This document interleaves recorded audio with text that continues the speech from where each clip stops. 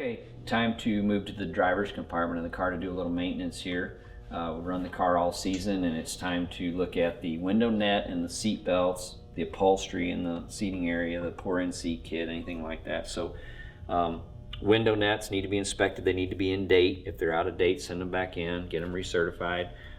They should be mounted properly, no frays, no tears. I mean, this is going to hold you in the car. If this thing's rolling on its side, you guys take this for granted that these things are here, but when you need them, they need to be right. They need to be mounted properly.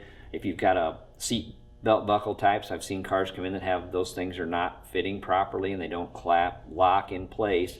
If that's not locking and working easily, replace it. Get it to where it's working, because if you're upside down and the emergency crew's there, they need to be able to get to that and release it properly. You can see how we mount it. We put a little red sleeve on here so it's easy to see and easy to release. And this is the system we use. It's just you just pull that out of there and then this drops out. So this is a real easy little quick system to put in. And it's real low maintenance. It drops right out of the way. But this window net needs to be in nice shape. It doesn't need to be ripped or torn in the corners here or all ratted out looking. The seat belts, obviously, 2 years on them. So if look at the date on them. Guys all the time show up at the track, their car's going through tech, and the tech guy goes, seat belts are expired. Then they're in a panic to try to find a set. So replace them now. If they expire in April, wait till February or March and buy a set of seat belts and put in there and be ready for the start of the season. Also, and check the seat insert. Hopefully you've got some kind of a seat insert to fit you properly in the car.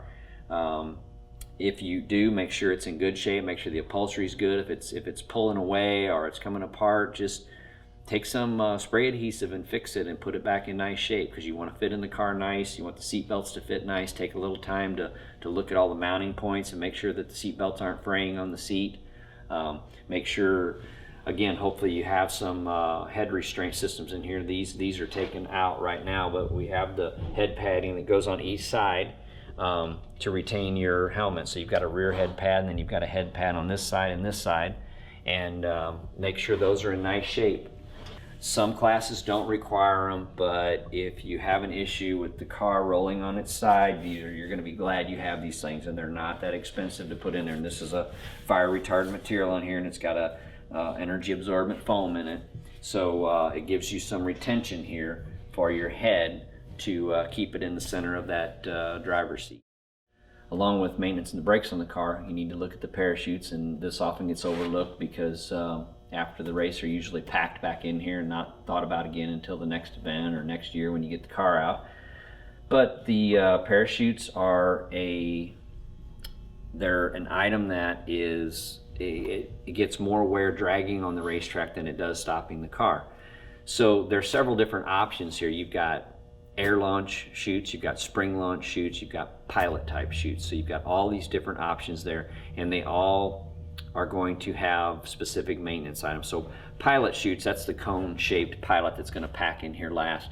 That thing gets beat up all the time. It doesn't last that long, and it definitely needs to be in good shape to allow the chute to come out properly.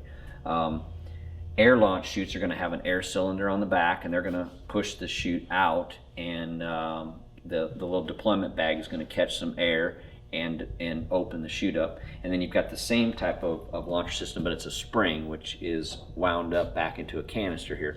So all of that stuff is kind of bouncing around back here on the back of the car. So the chute mount and the mounting bracket, the backing plate for the chutes, is usually aluminum. A lot of times it'll get stress cracks in it where it's bolted on, and that backing plate needs to be replaced or updated. But then you have the parachutes themselves. They need to be in good condition. They don't need to have rips and tears and holes in them. And you have a couple options here.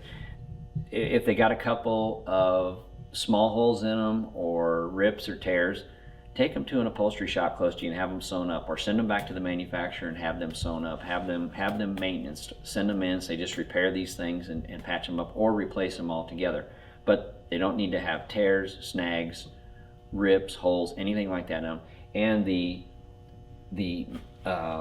lanyard cords that go to the chassis should be in good shape too.